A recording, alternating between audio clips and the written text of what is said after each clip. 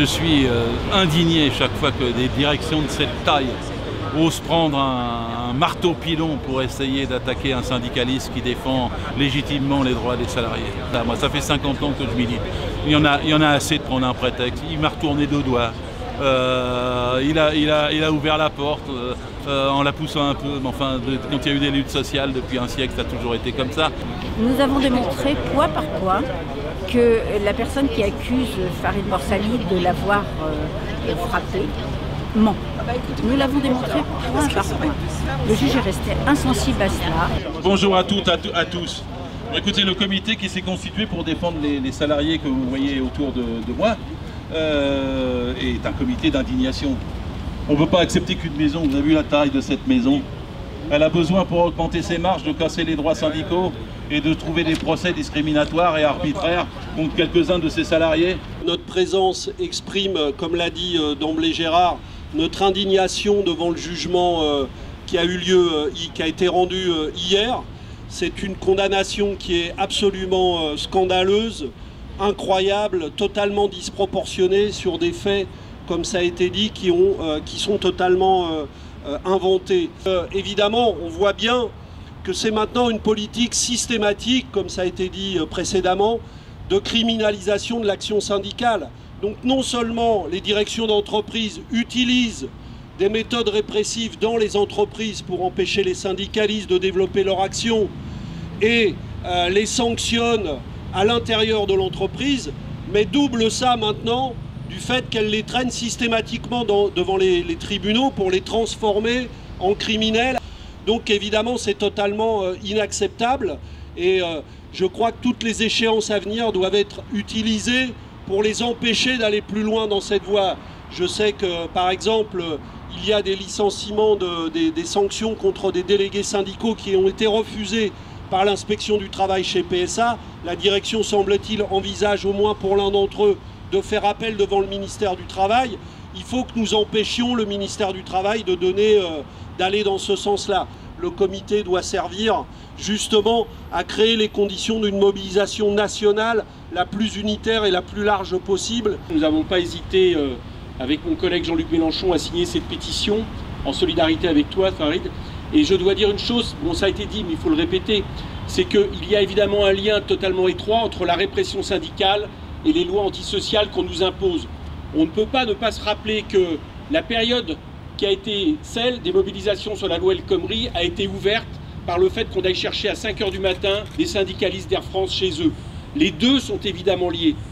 Et de la même manière, quand l'état d'urgence est appliqué, on ne peut pas ignorer que c'est avant tout pour résultat le fait de servir de mode de répression par rapport aux manifestations, et je pense notamment aux manifestations sur la loi El Khomri. Le minimum de ce qu'on peut faire, effectivement, c'est apporter une solidarité.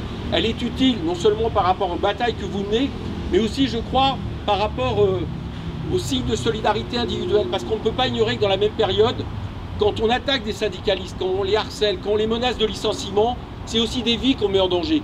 Moi, je ne peux pas ignorer que dans la période qui vient de se passer, un syndicaliste de Sudrail qui s'appelait Édouard s'est suicidé face à un harcèlement continu de la SNCF qui se poursuit sur les mêmes syndicalistes aujourd'hui. Nous serons là dans toutes les mobilisations à venir, en solidarité avec ceux de PSA, mais également tous ceux qui sont victimes de la répression syndicale aujourd'hui. Je voudrais dire tout de suite mon indignation à la fois de la condamnation de Farid et aussi dire mon indignation pour les 9 gardés à vue pendant 9 heures de l'usine de Poissy.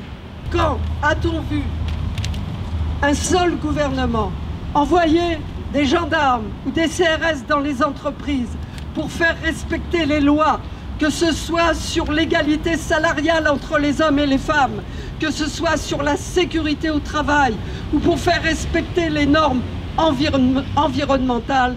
Eh bien jamais. Nous devons empêcher cette évolution de la criminalisation de l'action syndicale.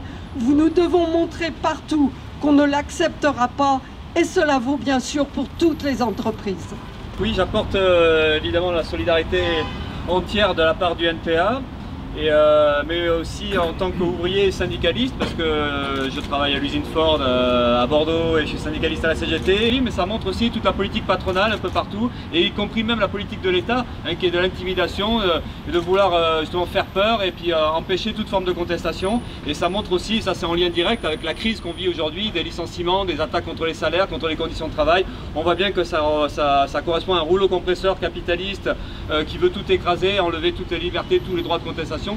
Donc c'est important pour nous de réagir. Donc là évidemment qu'on est complètement solidaire et qu'on espère que le comité de défense des libertés syndicales va faire parler de lui, puis que ça va entraîner à côté de ça plein de gens qui auront envie aussi, plein d'histoires qui vont se greffer à ça. Mais il y aura besoin de changer le rapport de force, parce que là on est en train de subir, on est en train d'être écrasé. Donc voilà, il y a urgence à relever la tête.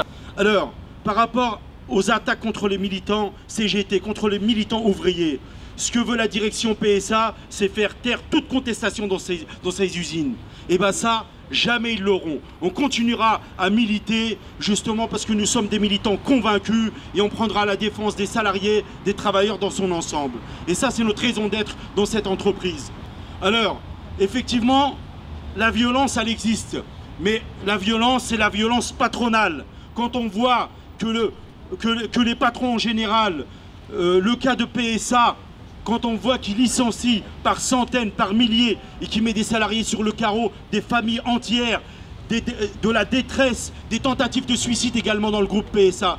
Alors ça, effectivement, ça, c'est vraiment des voyous en col blanc. Ça, c'est de la violence. Et la violence, elle est là.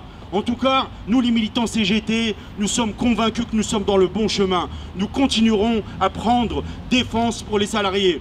Et notre raison d'être dans cette entreprise, c'est effectivement d'être aux côtés des salariés, contre l'exploitation, contre justement toutes ces injustices que nous subissons au quotidien. Oui, moi je représente Frédéric Sanchez, un des premiers signataires du comité de soutien, donc c'est donc le secrétaire de la Fédération des travailleurs de la métallurgie. Donc, chers amis, chers camarades, comme chacun le sait, les militants syndicaux œuvrent au quotidien pour la défense des intérêts individuels et collectifs des salariés qui sont bien souvent confrontés à l'arbitraire patronal, aux délocalisations, fermetures d'entreprises, licenciements, accords de compétitivité, blocage des salaires ou encore de mauvaises conditions de travail. Ils ont donc besoin de syndicats plus près d'eux, au plus près d'eux. De ce fait, nos responsabilités nous sont confiées par les salariés en tant que représentants de ceux-ci, et nous œuvrons à défendre leurs intérêts. Les élus et mandatés, donc CGT, se retrouvent bien souvent en première ligne face aux directions, aux représentants du patronat, qui ne s'y trompent pas et s'attaquent de plus en plus aux militants de notre organisation. Aujourd'hui, nous sommes ici pour soutenir nos camarades et dénoncer les sanctions et poursuites qui leur sont faites. Et ces attaques ne s'arrêtent pas aux portes de PSA.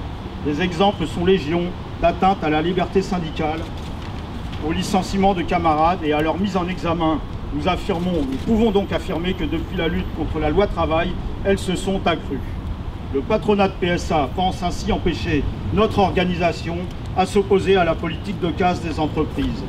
Nous ne devons donc pas laisser faire, car bientôt ces patrons, aidés en cela par le gouvernement, considéreront les mobilisations sociales comme des délits.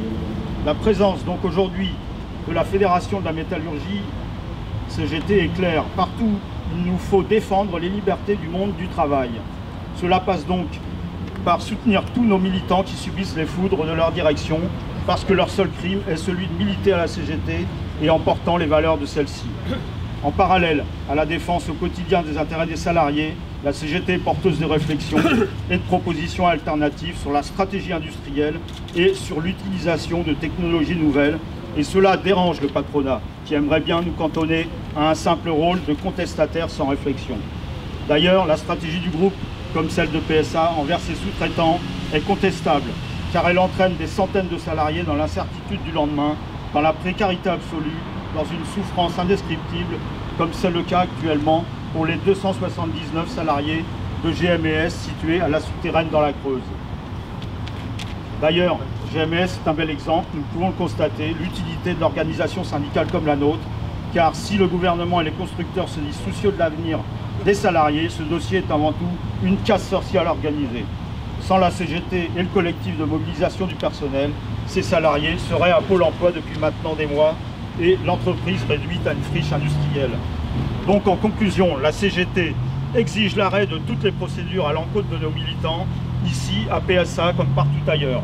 Pour la Fédération de la métallurgie CGT, notre solidarité est sans faille face aux attaques frontales faites à nos militants. C'est tout le sens de notre participation à ce comité de soutien. Nous devons dénoncer très largement de tels agissements qui criminalisent l'action syndicale. En s'attaquant à des militants de la CGT, les directions touchent aux libertés individuelles de chaque salarié. Ces pratiques tendent à se multiplier dans la période.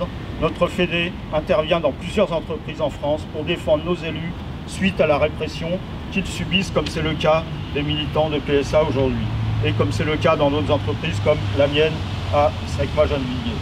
Nous assumons donc nos responsabilités et nous ne nous laisserons pas faire et passer sous silence ce type de comportement. Vraiment, là, c'est vraiment la conclusion. D'ores et déjà, la CGT appelle à une journée nationale d'action le 12 septembre prochain. Cette journée a aussi comme objectif de lutte contre la volonté annoncée du gouvernement de casse du Code du travail et en particulier des instances de représentation du personnel, DP, CE, CHSCT. Ce jour-là aussi, nous lutterons contre le recul des droits et des libertés des travailleurs et de leurs représentants. J'appelle donc dès aujourd'hui à s'organiser pour réussir ce 12 septembre. Et donc au nom du secrétaire général de la FTM-CGT, je tiens ici à vous exprimer notre soutien, à vous, les PSA, sans réserve à la lutte engagée pour que nos camarades retrouvent leurs droits et que toute procédure à leur encontre soit immédiatement retirée. Merci. Et nous espérons qu'il y aura le maximum d'écho. Nous allons nous retrouver pour d'autres actions de ce type et nous nous retrouvons dans les circonstances et les invitations qui nous ont déjà été lancées. Merci à toutes et à tous d'être venus.